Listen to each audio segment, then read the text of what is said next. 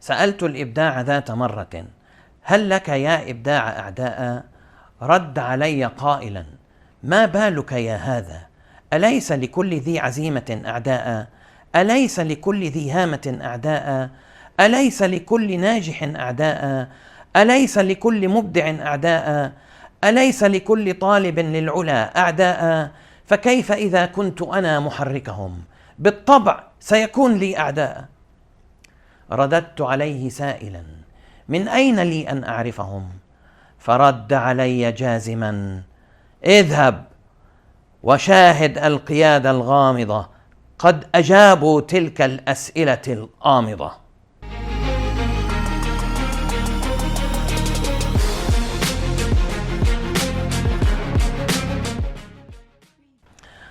السلام عليكم. عشان نعرف أعداء الإبداع بدي أحكي لكم شوية قصص. خلينا نبدأ بقصة كوداك. كوداك كان في واحد اسمه ستيف ساسون. هذا مهندس في شركة كوداك، أعطوه تاسك، شغلة يعملها، وهو قاعد يصنع في هاي الشغلة تساءل، قال: طيب إذا أنا عملت هيك وهيك وهيك رح أقدر أخزن الصور بطريقة رقمية بديجيتال. وبالفعل اجتهد وعمل وطلع بكاميرا اللي هي أول ديجيتال كاميرا العالم بيعرفها. طبعا راح أرجى هذه الكاميرا لمدراءه، فقالوا له this is cute بالإنجليزي but don't tell anybody about it، يعني هذا لطيف بس ما تخبر حدا. ليش؟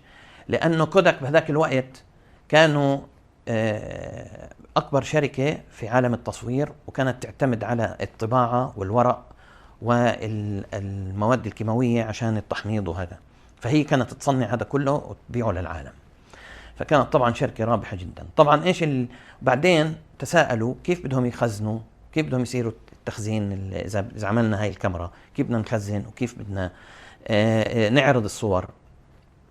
طبعا لو كان بينهم رجل رشيد أو استخدموا الأخ ستيف ساسون في أنه يطور هذه الأمور، كان هلأ كان بالسبعينات صارت في كاميرا ديجيتال. اللي حصل إنه ب 2012 كوداك أعلنت إفلاسها، واضطرت تبيع كل براءات الاختراع اللي إلها لشركات كثيرة، منها أبل وجوجل وفيسبوك وأمازون ومايكروسوفت وسامسونج وHTC وأدوبي سيستمز. بقديش بعتهم؟ 525 مليون دولار. في عام 89 فوجي فيلمز، شركة اليابانية هاي، طلعت أول كاميرا ديجيتال تنباع في العالم، الناس تشتريها. تمام؟ هاي أول قصة. تاني قصة مايكروسوفت ستيف بالمر اللي هو CEO اللي أجا بعد بيل جيتس. لما أبل طلعت الآيفون، ستيف بالمر سخر من التليفون هذا الآيفون وتمسخر عليه، وعاد حتى في مقابلة أنا حطيت لكم الرابط في اليوتيوب في الوصف، في مقابلة على اليوتيوب بتأرجيكم كيف كان يسخر ستيف بالمر على هذا الموضوع. اللي حصل إنه إيش؟ إنه مايكروسوفت طبعا خرجت من سوق الموبايل. طبعا كان عندهم المايكروسوفت موبايل، وكان عندهم مايكروسوفت ويندوز فور موبايل. طبعا هذا كله التغى، طلع. اضطرت عشان تضل في سوق الموبايل، مايكروسوفت استحوذت على نوكيا ب 2013، وهلا بحطوا اندرويد على تليفونات نوكيا. طيب عشان ليش؟ عشان ستيف بالمر ما فكر كويس ومشي وعمل اشي يعني ينافس ستيف جوبز بهذاك الوقت. نيجي لشركة اي بي ام كانت طول عمرها بتشتغل بالكمبيوترات الضخمة. اوكي، لما اجى وقت لما لاحظت انه العالم قاعد يتجه للبي سي، وابل انتشرت في هذاك الوقت في السبعينات، قررت اي بي ام انها تدخل عالم البي سي، وبالفعل دخلت. وكانت شركة يعني الاي بي ام بي سي انتشار زي النار في الهشيم. في العالم، والكل قاعد يعني صار يطلع في شيء اسمه حتى IBM كلونز. بعد فترة بال 2005 لاحظت IBM انه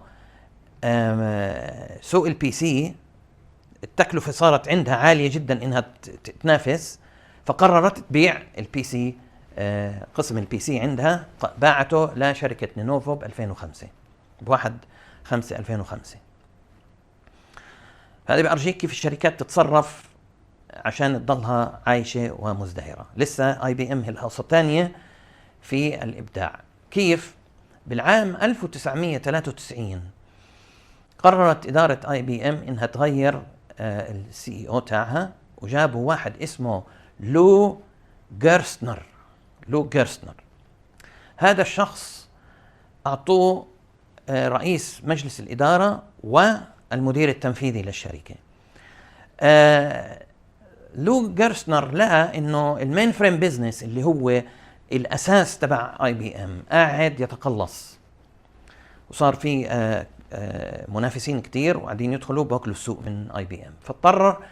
ففكر ايش يعمل في الشركة، فغير الشركة تغيير جذري إلى حولها لشركة خدمات بتعمل سيستم انتجريشن، يعني بتعمل ربط وانتجريشن بالسوفت وير من الشركات الثانية. فأصبحت IBM من أقوى شركات السيرفيسز والخدمات في الانتجريشن في العالم. بل ايش كمان، هذاك الوقت كمان كانت الانترنت قاعدة تطلع بالتسعينات، بأوائل التسعينات، فبدأ إشي اسمه اي بزنس اللي هو التسوق عن طريق الكمبيوتر، عن طريق الانترنت. وربط الشركات، عمل ربط بين الشركات اللي هو بي تو بي، بزنس تو بزنس. عمل انه يربط الشركات مع بعض عن طريق الانترنت. فهذا كله من اختراع IBM، وكانت اول اصلا كلمة اي بزنس هاي طلعت من IBM، هم اللي اخترعوها هذا الكلام. كمان في عهد لو جيرستنر هذا كان IBM كانت عاملة اوبريتنج سيستم اسمه OS2 عشان يواجه او ينافس ويندوز.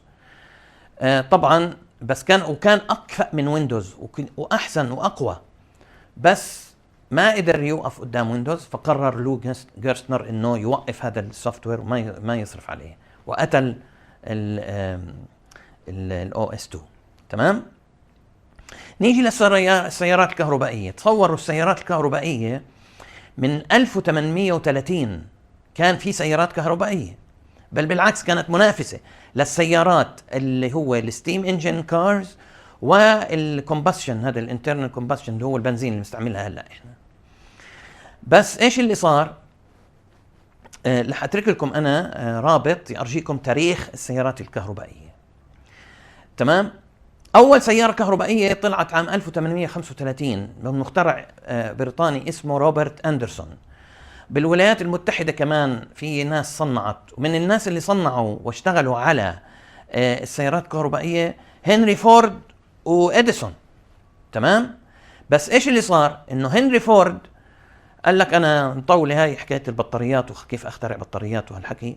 راح ايش عامل؟ راح عامل الموديل تي اللي انا حكيت عنه بحلقة سابقة، وعمل الاسمبلي لاين، خط الانتاج، وعب امريكا بالموديل تي. وبالتالي الموديل تي كانت تعتمد على الكومبشن انترنال كومبشن انجن اللي هي البنزين. قتل او وقف كل اللي كان قاعد بده يخترع سيارات كهربائية، وقف، لانه لقى انه خلص صناعة السيارات طغى فيها اللي هو الانترنال كومبشن انجن.